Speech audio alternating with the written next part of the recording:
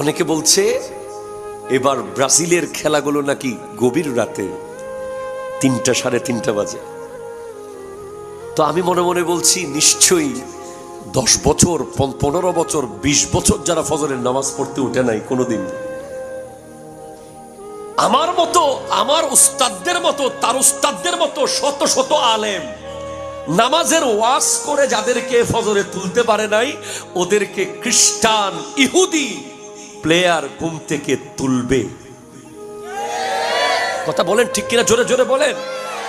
আপনি দেখবেন এগুলো ভয়ঙ্কর চিন্তার বিষয়।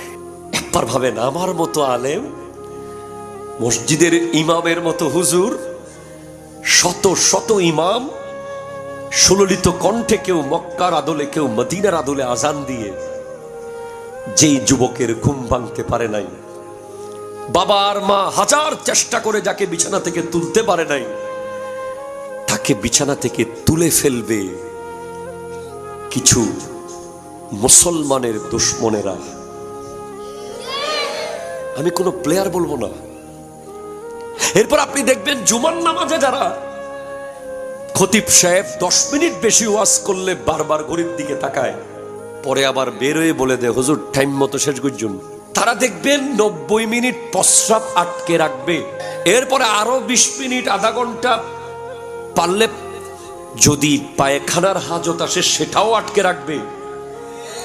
এরপরে আরো 15 মিনিট যদি বলে অমুক বাড়িতে আগুন লেগেছে, এসে বলবে আগুন পরে নিবাবো।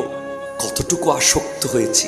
আমার আল্লাহ বলছেন, ইয়া আইয়ুহাল্লাযীনা আমানু, হে ঈমানদারেরা, লা তাত্তাখিজুল ইয়াহুদা ওয়ান নাসারা আউলিয়া,